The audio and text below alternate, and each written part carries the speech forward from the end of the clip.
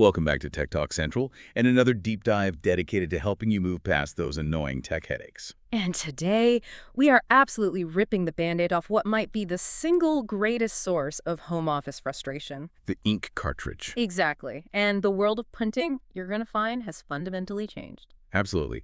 Our mission today is a head-to-head battle between two giants in the supertank market. We're comparing the Canon Megatank G3290 and the Epson EcoTank ET-3950. Mm-hmm.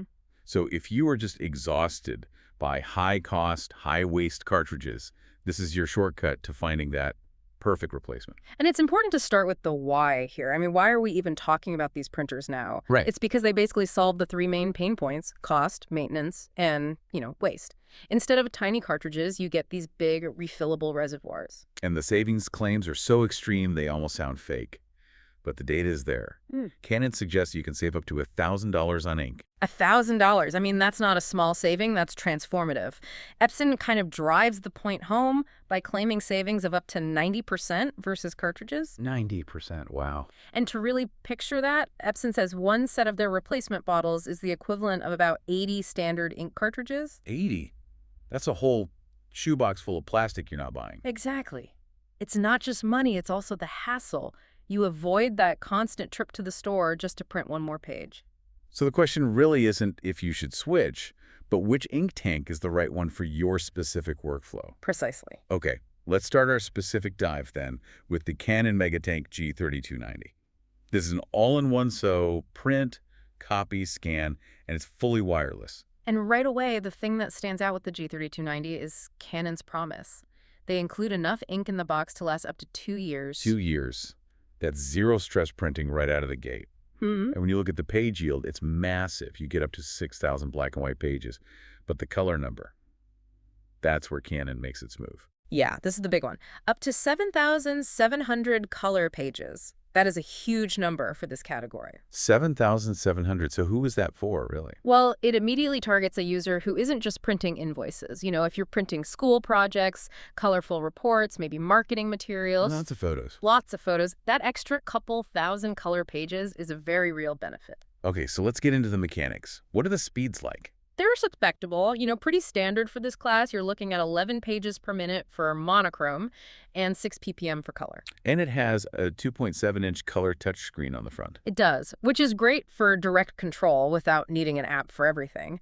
But the key technical detail, I think, is the ink system itself.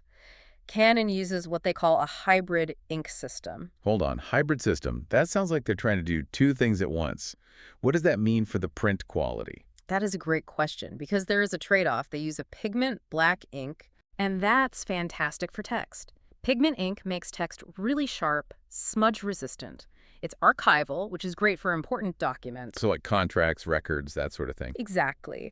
But they pair that with dye-based colors. And dye-based inks give you those really vivid, saturated colors. It's perfect for borderless photos. Ah, so that's the compromise. You get amazing photos. You get that visual pop for photos, but dye-based colors can traditionally fade a bit faster over many years than a full pigment system. So Canon is betting you prioritize photo quality.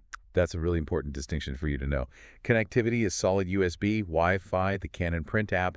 It also does automatic two-sided printing. Yes, auto duplex, which is essential. But we have to point out one constraint on the Canon. The paper tray. The paper tray. It's a maximum of just 100 sheets. And that's, right. Well, that's a ceiling for anyone doing high-volume printing. Definitely a ceiling.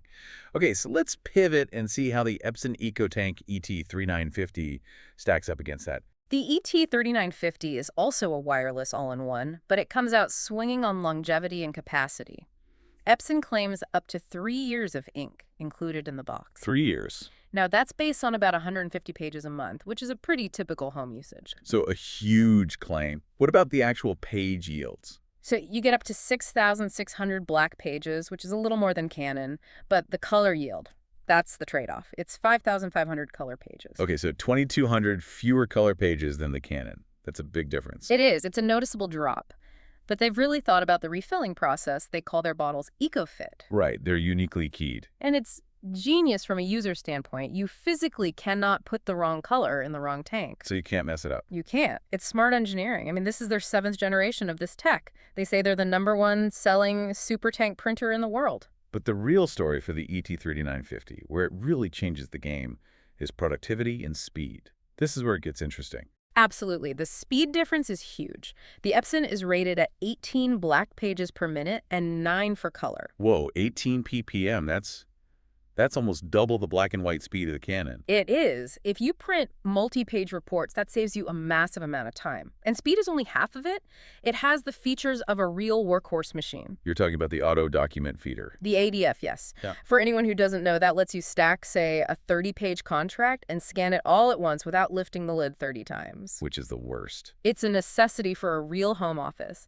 And then there's the paper capacity. The 250 sheet tray. Precisely. Oh. 250 sheets versus the Canon's 100. You are refilling that tray less than half as often. That and the ADF really push the Epson into the professional home office category. So how do they get that speed and reliability? What's the technology behind it? This is their secret sauce. Precision core heat-free technology. Most inkjets use heat to fire the ink, which means they need to warm up. Right. There's always that pause. Epson's system uses mechanical pressure, so there's zero warm-up time. You hit print, it prints.